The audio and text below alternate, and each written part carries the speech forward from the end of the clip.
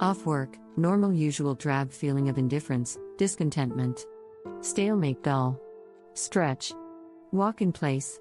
Anything to get the blood flowing. Sitting all day is energy draining and mind numbing. I don't turn on any lights.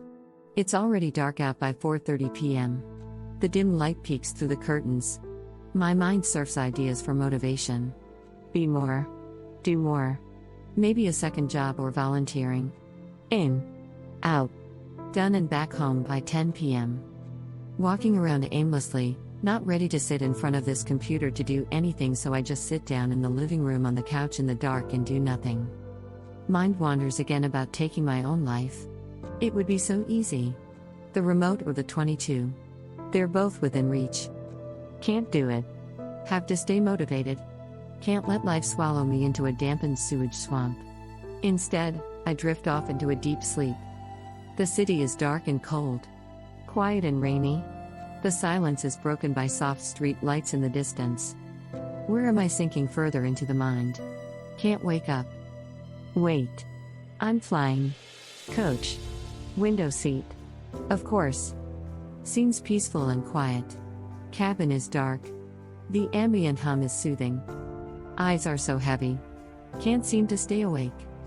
I only came to when the pleasant flight attendant brought me snacks, drink, and a blanket.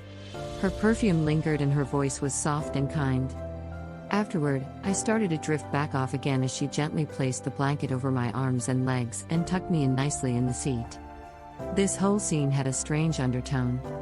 Like I was on an operating table and the flight attendant was really a surgeon and the captain's voice was really the nurse. So distant, yet familiar. Like watching myself in a dream. It seemed I was in and out of consciousness. Can't be normal. But then, this happened. Wait. I'm waking up and it's time to land.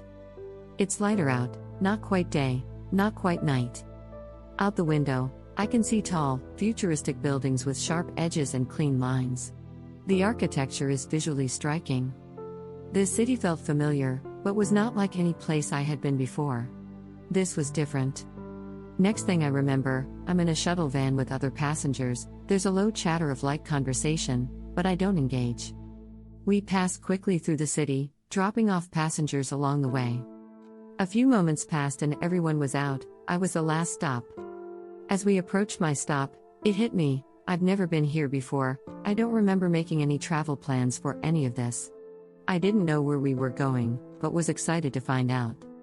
Somehow, I even managed to have all of my items in my roller bag from the plane. I don't even remember grabbing them. Surprisingly, I even have my phone in my bag. All good. That's the norm. Wait. My 22 was missing. No matter. Don't think I'll need it here. The large circular entrance led up to a luxury residential resort. Immediately, the warmth of nostalgia greets you with a bubbling fountain. This was not a hotel. It felt very different, yet familiar. There was a sign near the entrance: turf, surf, reef, residence and spa. Large metal letters with ambient lighting and fanciful design said, BAITHE, with whimsical metal sculptured like artistic ribbons around them. The driver seemed in a hurry. I got out with all my things, turned to say thank you, but he had already started to drive away. So many emotions rush over me. I felt sad but excited. Anxious but curious. With a small bag in one hand and my roller bag in the other, I began to head up to the grand entrance. And then it hit me. Oh no. This is real. I'm really here. Wait. Did I go through with it? Am I really? That's logic. I mean, aside the missing gaps of time, I have all my senses. Hands that feel, the sidewalk under my feet, the room temperature. All real. The sun on my skin, the city skyline in the distance. It's all so clear. It was comforting. At first. I'm on the other side. And then the sadness set in. I left behind family. Friends. I wish I could tell them, I'm okay. Abraham's bosom. And at that moment, there was no longer a need for ID or money. It all disappeared. And most of all, there was no pressure. That invisible pressure of time weighing down and forcing an incurable darkness into my soul. The journey was short-lived. The anchor back to the waking world slowly removed the layers of the dreamlike state. And just like that, silence. The Sandman returns the dreamweaver back to life, back to reality. A lifetime of lucid dreaming has taught me that sometimes, there's a message or a lesson. Sometimes, there is not. Sometimes dreams reveal our desires, our fears, our hopes and wishes for something more.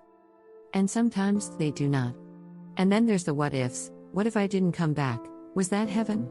Or just my imagination? Well, until my time comes, we'll just have to wait and see.